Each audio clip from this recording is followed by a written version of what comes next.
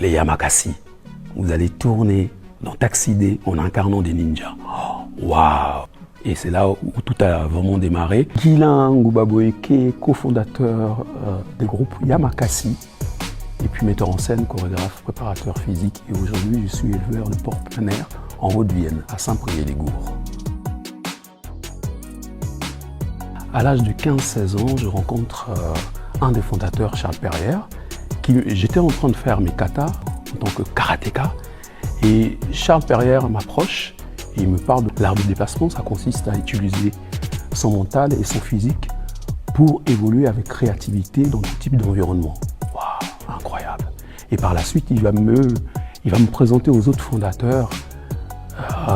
Donc ça va être une histoire incroyable parce que ça va me permettre d'être sur l'autoroute de l'effort.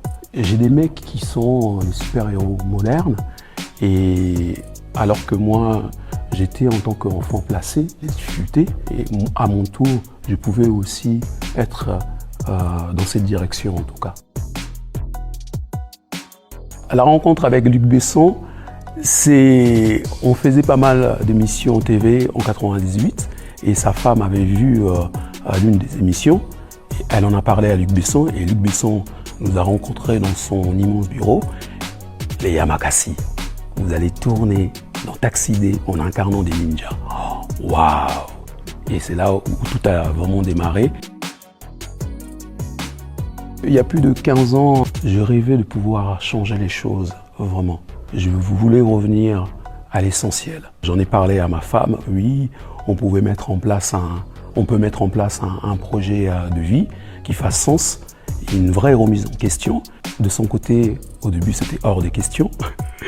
Et finalement, on est tombé d'accord. On a quitté Paris en 2018 pour devenir éleveur de porc plein air en Haute-Vienne. Haute-Vienne, parce qu'il fait bon d'y vivre. On aime cet endroit, on aime cette incroyable ville. On a trouvé notre équilibre. Et puis, c'est un vrai message. C'est un vrai message. Nous, on n'est pas issus du monde agricole. Et le fait de mettre en place ce projet de vie, ça veut dire beaucoup. On représente aussi ces gens-là qui en ont marre de manger de pesticides, qui en ont marre de manger de sales produits, on veut manger de produits de qualité. Et donc on passe de consommateur à producteur à notre tour. Au lieu plutôt de critiquer un système, c'est une manière de faire bouger les choses plutôt que de critiquer. C'est bavard.